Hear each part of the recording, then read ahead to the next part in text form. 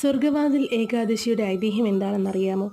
ഏകാദശികളിൽ ഏറെ പ്രധാനപ്പെട്ടതാണ് സ്വർഗവാതിൽ ഏകാദശി അല്ലെങ്കിൽ വൈകുണ്ഠ ഏകാദശി. ധനുമാസത്തിലെ വെളുത്ത ഏകാദശിയാണ് വൈകുണ്ഠ ഏകാദശിയായി ആചരിക്കുന്നത്. വിഷ്ണു ഭഗവാൻ വൈകുണ്ഠത്തിലേക്കുള്ള വാതിൽ അല്ലെങ്കിൽ സ്വർഗ കവാടം തുറക്കുന്ന ദിവസം എന്നാണ് വിശ്വാസം. ഭഗവാൻ കൃഷ്ണൻ സതീർത്ഥനായിരുന്ന കുചേലന്റെ അവിൽപ്പൊതി പങ്കുവെച്ച് കുചേലനെ കുബേരനാക്കിയ ദിവസമാണ് സ്വർഗവാതിൽ ഏകാദശി എന്ന മറ്റൊരു വിശ്വാസം. കുരുക്ഷേത്ര യുദ്ധത്തിൽ അർജുനന് വിഷാദരോഗം അനുഭവപ്പെട്ടപ്പോൾ ഭഗവാൻ കൃഷ്ണൻ ജീവിതത്തിൻ്റെയും മരണത്തിൻ്റെയും തത്വശാസ്ത്രം ഭഗവത്ഗീതയിലൂടെ അർജുനനെ ഉപദേശിച്ചതും ഈ ദിവസത്തിലാണെന്ന് കരുതുന്നു. അതിനാൽ സ്വർഗവാതിൽ ഏകാദശി ദിനത്തെ ഗീതാദിനമായും ആചരിക്കുന്നു.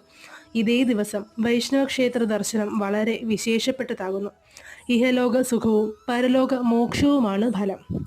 ഹരേ കൃഷ്ണ.